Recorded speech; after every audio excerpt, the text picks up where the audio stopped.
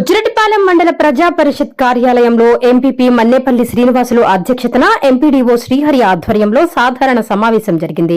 ఈ సమావేశంలో మండలంలోని పలు శాఖలపై సమీక్ష నిర్వహించారు. పలువురు ప్రజా ప్రతినిధులు గ్రామాలలోని సమస్యలను అధికారుల దృష్టికి తీసుకొచ్చారు. గ్రామాలలో జరుగుతున్న అభివృద్దిపై చర్చించారు. కార్పొరేట్ పాఠశాలలలో పేదలకు 25% ఉచిత విద్యను అమలు చేసేందుకు కృషి చేయాలని పెనుబల్లి ఎంపీటీసీ నారాయణ అధికారులను కోరారు. రోడ్లు గుంతలమయంగా మారడంతో పాఠశాల బస్సులు రోడ్డు ప్రమాదాలకు గురవుతున్నాయని తెలిపారు. బస్ ఫిట్నెస్, డ్రైవర్కు లైసెన్సులను పూర్తి స్థాయిలో తనిఖీలు చేయాల్సిన అవసరం ఉందన్నారు. అధికారులు స్పందించి తగు చర్యలు తీసుకోవాలని కోరారు. గ్రామానికి ఏమీ చేసుకోలేని తాము ఎంపీటీసీగా ఉన్నందుకు సిగ్గుపడుతున్నామని అసహనం వ్యక్తం చేశారు. తమకు తెలియకుండానే తమ గ్రామాల్లో పనులు జరుగుతున్నాయని ఆవేదన వ్యక్తం చేశారు. అభివృద్ది పనులలో తమను భాగస్వామ్యం చేస్తే తాము పనిచేస్తున్నట్లు ప్రజలకు తెలుస్తుందని తెలిపారు. అనంతరం ఎంపీడీఓ శ్రీహరి మాట్లాడుతూ మండలంలో జరుగుతున్న అభివృద్ది పనులపై సభ్యుల సమక్షంలో చర్చించడం జరిగిందన్నారు. భవిష్యత్తులో గ్రామాల్లో జరుగుతున్న అభివృద్ది కార్యక్రమాలకు తప్పకుండా ప్రజాప్రతినిధులను కూడా భాగస్వామ్యం చేస్తామని ఆయన వెల్లడించారు. ఈ కార్యక్రమంలో ఏపీఎం శ్రీధర్, వ్యవసాయ అధికారి సురేంద్ర, హౌసింగ్ ఏఈ పెంచలయ్య, పలు శాఖల అధికారులు, ప్రజాప్రతినిధులు పాల్గొన్నారు. అటువంటి కూడా మాకు తెలియకుండానే ఈ వర్క్లన్నీ జరుగుతూ ఉంటే అసలు ఎంపీటీసీలుగా మేము ఎందుకు గెలిచినట్టు మాకు అర్థం కాని సందిగ్ధంలో ఉన్నాను సార్.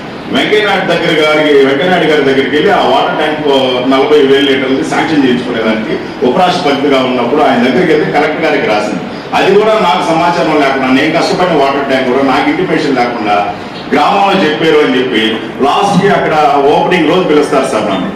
మేము ఉండేది రాజకీయాల్లో నేను సార్. మాకు ఇంటిమేషన్ చేసిన దానివల్ల మీకు వచ్చిన ఇబ్బంది అయితే ఏం లేదు కదా సార్. గ్రామాల్లో మాకు తెలియకుండా వర్కులు జరుగుతూ ఉంటే అసలు మేము ప్రజాప్రతినిధిగా ఎందుకు గెలిచామనేది కూడా మాకే ఉంది సార్. ఎన్ఆర్జీఎస్ కింద మొన్న తొట్టు ఒకటి కట్టారు సార్. దానికి ఇన్ఫర్మేషన్ లేదు, ఇంటిమేషన్ లేదు. ఇలాంటివన్నీ జరుగుతూ ఉంటే చాలా సిగ్గుగా ఉంది సార్. అసలు ఎందుకు గెలిచామా ఈ టైంలో ఎంపీటీసీలు కానీ చెప్పి మాకే బాధేస్తాం. నా ఒక్కరి పరిస్థితే కాదు సార్, మిగతా ఎంపీటీసీల పరిస్థితి అంతా కూడా అదే విధంగా ఉంది. ఇప్పుడు ప్రభుత్వ పనులు కొన్ని జరుగుతూ ఉంటాయి. ఎంపీటీసీ పరిధిలోని మన మండల ఆఫీస్ పరిధిలో నీళ్ళు, లేకపోతే జెడ్పీ నీళ్లు, ఇవన్నీ ఉన్నాయి, ఎంపీ ల్యాడ్స్ ఉన్నాయి. వీటన్నిటి ద్వారా జరిగే పనులకి కనీసం మాకు చెప్తే మీకు వచ్చే నష్టం ఏంటి అని చెప్పి మాకు అసలు అర్థం కావడం లేదు సార్. మేము వర్కులు కోరుకోవడం లే. అయ్యా, మేము ప్రజాప్రతినిధులుగా గెలిచిన దానికి మా ద్వారా మా గ్రామంలో మా ప్రజలకి ఏదో పనులు మా ద్వారా జరిగితే రేపు మళ్ళా మేము ఎలక్షన్ పోగలము.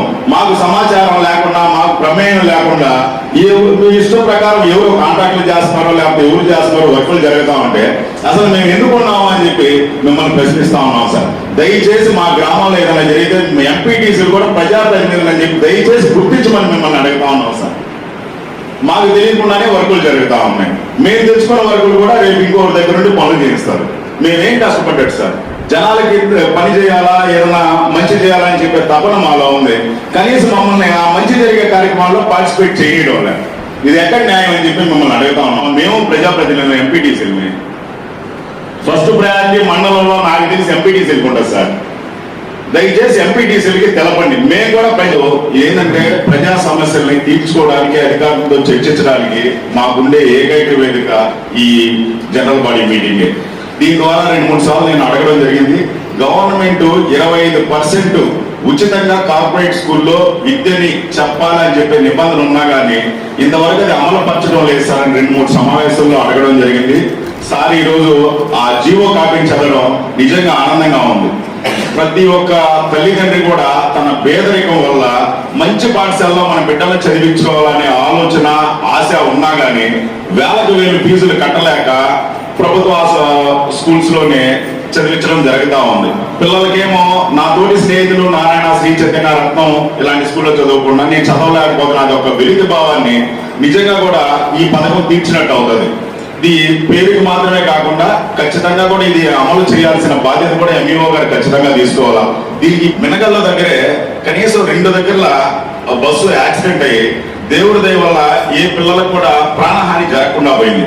ఫిట్నెస్ లేకనా, డ్రైవర్ కి డ్రైవింగ్ లైసెన్స్ లేకనా, లేకపోతే రోడ్లు సక్రమంగా లేకనా అనేది అర్థం కావట్లేదు. వాళ్ళల్లో మన పిల్లలు ఉంటే మనకి ఎంత బాధ కలగదో పేపర్లో అది చూసినప్పుడు చూసినప్పుడు నిజంగా చాలా భయాందోళనకి గురయ్యాము సార్. ఖచ్చితంగా ఆర్ఎండ్బి ఏఈ గారు కూడా ఈ స్కూల్ పిల్లలు ఇంకా నెక్స్ట్ 1 month 1.5 month లో స్కూల్స్ మళ్ళీ రీఓపెన్ అవుతాయి కాబట్టి ఒకసారి అటువంటి ప్రమాదాలకు గురయ్యే ఏదైనా గతుకుల వల్ల లేకపోతే రూట్ మార్జిన్ తక్కువ ఉండడం వల్ల ఏదైనా వ్యాన్ దోల్తా కొట్టే ప్రమాదం ఉంటే ఆ స్కూల్ తిరిగే రూట్ లో ఒకసారి మరమ్మతులు చేయాల్సిందిగా వారిని కూడా కోరుతా ఉన్నాను సార్. తర్వాత ఎంఈఓ గారు కూడా పూర్తిగా ఈ స్కూల్స్ అన్ని కూడా నడిపే వ్యాన్లన్నీ ఫిట్నెస్ తో ఉన్నాయా లేదా, సర్టిఫికేట్లు ఉన్నాయా లేదా, ఆ డ్రైవర్లని లైసెన్స్ ఉండే డ్రైవర్లు పెడుతున్నారా లేకపోతే ఏదన్నా తాత్కాలికంగా తక్కువ జీతాలు. అన్ని ప్రభుత్వ విభాగాల ద్వారా జరుగుతున్నటువంటి కార్యక్రమాలనేది కూడా మండల ప్రజా పరిషత్ సర్వసభ్య సమావేశంలో అందరూ సభ్యులు ఎంపీపీ గారి సమక్షంలో వాళ్ళందరూ కూడా చేస్తున్న యాక్టివిటీస్ అన్నిటి కూడా చెప్పడం జరిగింది.